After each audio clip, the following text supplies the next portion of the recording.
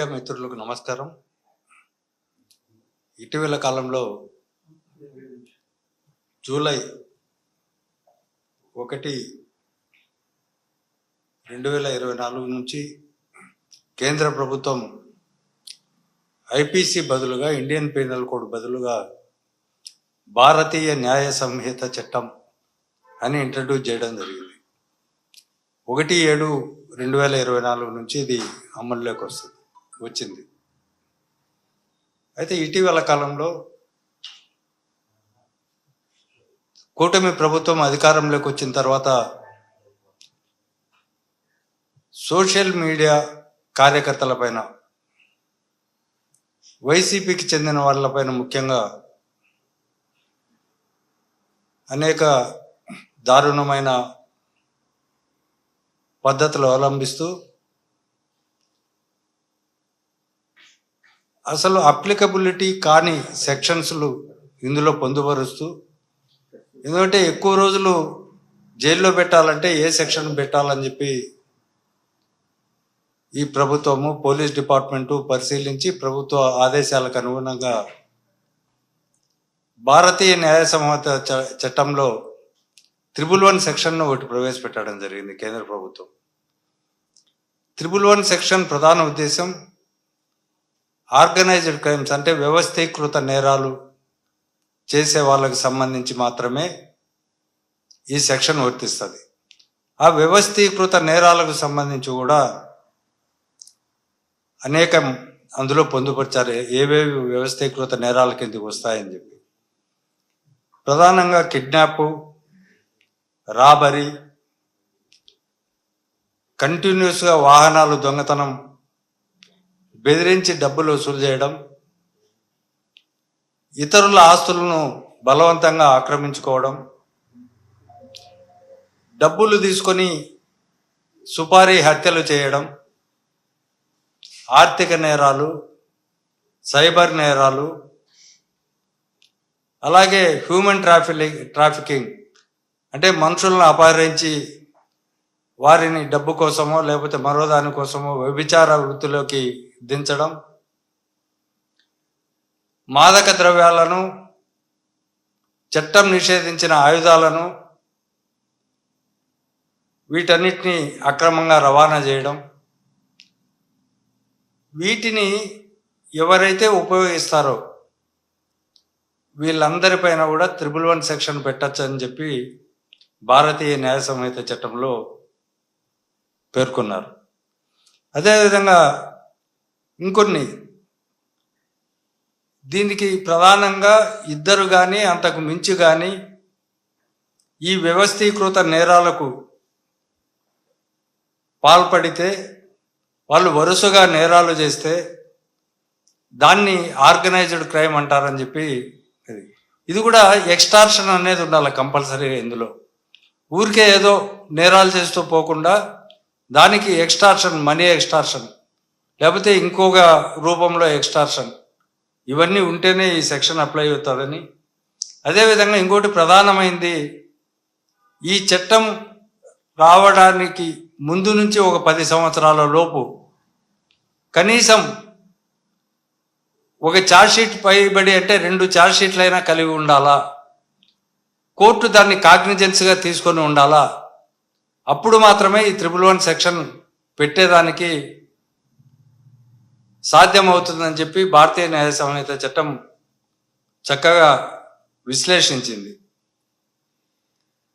అయితే ఇంకా ఆర్థిక నేరాలు, ఫోర్జరీ, దొంగ కరెన్సీ నోట్లు ముద్రించడం, హవాలా ట్రాన్సాక్షన్స్, తర్వాత ఆన్లైన్ స్కీమ్స్ ద్వారా ప్రజలను మోసం చేయడం, బ్యాంకులను మోసం చేయడం, తద్వారా ఆర్థిక ప్రయోజనం పొందడం, ఇట్లాంటి నేరాలు కూడా ఈ 111 సెక్షన్ కిందకు వస్తాయి.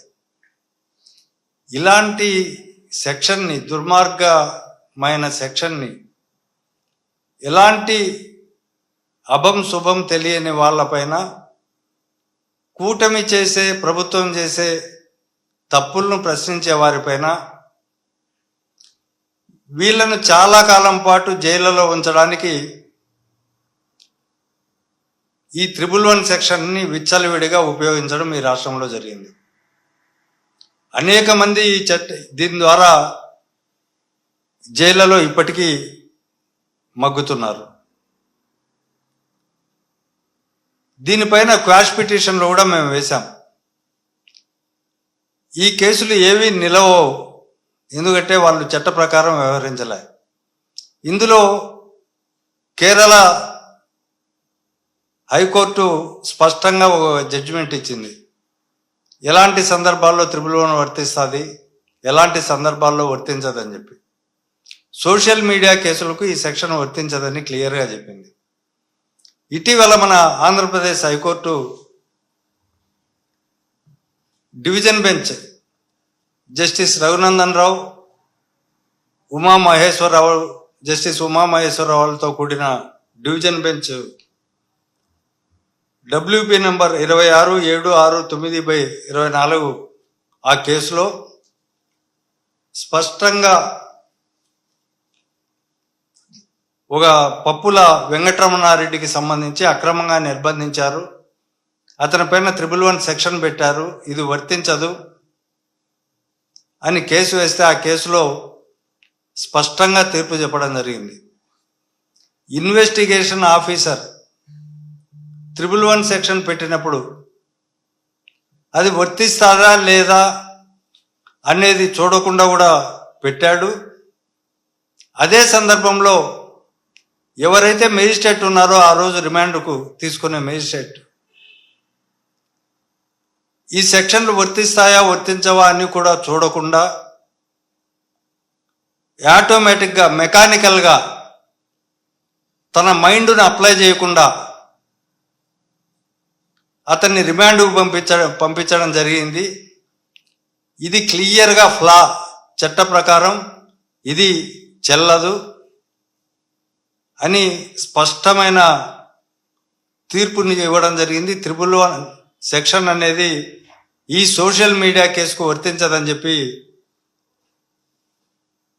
రఘునందన్ రావు గారి జడ్జిమెంట్లో పేరా నెంబర్ 48లో స్పష్టంగా పేర్కొనడం జరిగింది. ఇందులో ఇన్వెస్టిగేషన్ ఆఫీసర్ తప్పును ఎత్తి చూపడం జరిగింది. అదేవిధంగా మేజిస్ట్రేట్ గారు యాంత్రికంగా మెకానికల్గా ఒక పిటిషన్ ఇందులో కేసులో ఉండే పప్పుల వెంకటరమణారెడ్డిని లోపలికి పంపించడం అనేది చెల్లదని చెప్పడం, అతనికి బెయిల్ మంజూరు చేయడం జరిగింది.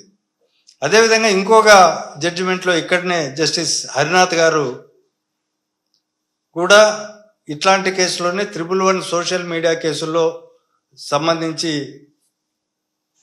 పీసల Shivashankar Reddy versus state of Andhra Pradesh అనే కేసులో కూడా క్లియర్గా ఇందులో చెప్పడం జరిగింది.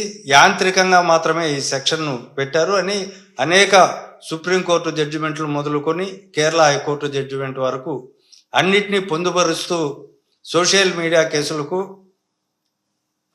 భారతీయ న్యాయ సంహిత 111 సెక్షన్ వర్తించదని క్లియర్గా చెప్పడం జరిగింది. అయితే ఇంతకాలం వీళ్ళు పోలీసులు తెలియకుండా ఈ సెక్షన్లు పెట్టారా లేకపోతే ఉద్దేశపూర్వకంగా పెట్టారంటే దీనికి ఆన్సర్ ఒకటే. కూటమి ప్రభుత్వం సోషల్ మీడియా కార్యకర్తలను భయభ్రాంతులను చేసేదానికి, వాళ్ళు ఇచ్చిన సూపర్ 6 హామీలను ఎక్కడైనా ప్రశ్నిస్తే వాళ్ళు ప్రశ్నించకుండా ఉండడానికి, సాధ్యమైనంత వరకు వాళ్ళందరినీ భయభ్రాంతులను చేసి ఎక్కువ కాలం జైళ్లలో మగ్గేలాగా చేయడానికి ఈ 111 సెక్షన్ను ఈ ప్రభుత్వం స్పష్టంగా దుర్వినియోగం చేసింది. వీరందరిపైన ఈ సెక్షన్లు పెట్టిన వాళ్ళ పైన కూడా మేము వీటన్నిటిపైన క్వాష్ పిటిషన్లు వేస్తున్నాం. దీనికి బాధ్యులైన అధికారుల పైన కూడా ఇది చేస్తున్నాం. కొంతమంది మేజిస్ట్రేట్లు క్లియర్గా చదివి 111 సెక్షన్ వర్తించదని చెప్పి కూడా రిమాండ్ను రిజెక్ట్ చేస్తూ అక్కడే పర్సనల్ బాండ్ పైన కూడా ఇచ్చిన ఉదంతాలు కూడా ఇందులో ఉన్నాయి. కాబట్టి అల్టిమేట్గా నష్టపోతున్నది భారత రాజ్యాంగం ప్రకారము ఆర్టికల్ 21 ప్రకారం ఏదైతే ఈ రాజ్యాంగం పౌరులకు స్వేచ్ఛ కలిగించిందో ఆ స్వేచ్ఛను హరించే విధంగా వాళ్ళ పర్సనల్ లిబర్టీని కట్టైల్ చేసే విధంగా జైళ్లలో మగ్గించేదానికి ఈ పోలీస్ డిపార్ట్మెంటు తర్వాత ఈ కూటమి ప్రభుత్వం చాలా ప్లాన్డ్గా పగడ్బందీగా ఆర్గనైజ్డ్గా అనేక మందిని ఇవాళ జైళ్లలో పెట్టి హింసించడం జరుగుతుంది.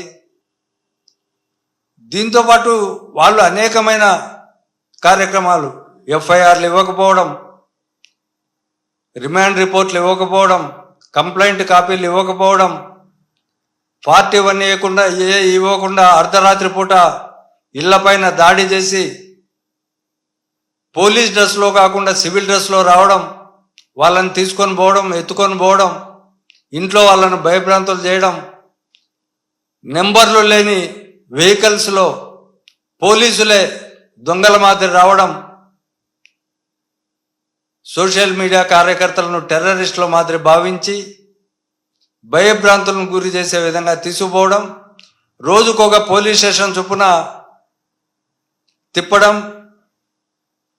వాళ్ళపైన 10 రోజులు వాళ్ళని హింసించిన తర్వాత ఇప్పటికీ కూడా వాళ్ళను కేసులో ముద్దాయిలుగా చేర్చి కోర్టుకు ప్రొడ్యూస్ చేయకపోవడం, విడుదల చేయకపోవడం, ఇలాంటి సందర్భాల్లో అనేక హెబియస్ కార్పస్ పిటిషన్లు వేస్తే తర్వాత వరుసగా మీరు మా పైన హెబియస్ కార్పస్ పిటిషన్లు వేస్తారా అని 10ల సంఖ్యలో కేసులు పెట్టడం, ఇలాంటివన్నీ కూడా ఈ రాష్ట్రంలో జరుగుతున్నాయి.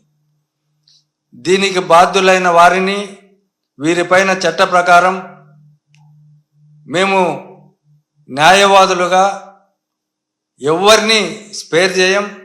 దీనికి బాధ్యులైన ప్రతి పోలీస్ అధికారి శిక్షించబడతాడు, కోర్టులో ముద్దాయిగా నిలబెట్టాల్సి వస్తుందని మేము ఈ సందర్భంగా హెచ్చరిస్తున్నాం.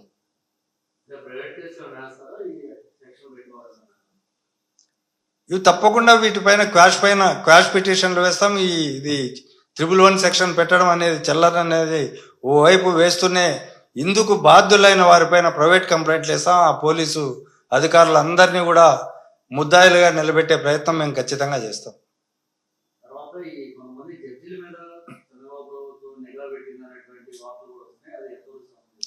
ఇది ఈ వార్తలు చూసిన తర్వాత మేము కోర్టులలో ఈ సందర్భంగా అనేక మంది మాట్లాడుతున్న మా న్యాయవాద సోదరులు మాట్లాడుతున్న సందర్భంలో ఇవి చూసి మేము తీవ్ర దిగ్భ్రాంతికి లోనయ్యాం, ఆశ్చర్యపోయాం. ఇలాంటి వాటిని కూడా ఈ ప్రభుత్వాలు చేస్తున్నాయా? అసలు న్యాయ వ్యవస్థ జోలికి వస్తే ఏదో ఒక రోజు వీళ్ళకు తగిన మూల్యం చెల్లించక తప్పదు. కానీ ముందు నుంచి వీళ్ళకున్న సాంప్రదాయ ప్రకారం 45 సంవత్సరాల ఇండస్ట్రీలో అన్ని వ్యవస్థలను మేనేజ్ చేయాలని ప్రయత్నం చేయడం, చివరికి న్యాయ వ్యవస్థలను కూడా వదలకుండా వాటిని కూడా ఇన్ఫ్లుయెన్స్ చేయాలనే ప్రయత్నంలో భాగంగానే ఇవన్నీ కూడా చేసి ఉంటారు. సామభేద దాన దండోపాయాలు అనేటివి వాళ్లకు ప్రధానమైన ఆయుధం. వాళ్ళ దారిలోకి రాకపోతే ఏవైనా చేస్తారనే దానికి ఈ నిఘా పెట్టడం జడ్జిల పైన ఇవన్నీ కూడా చాలా తీవ్రంగా మేము దీన్ని ఖండిస్తున్నాం. కానీ వీళ్ళ పప్పులు న్యాయస్థానాల ముందర కుదరవు అని చెప్పి మాత్రం ఈ సందర్భంగా తెలియజేస్తున్నాం.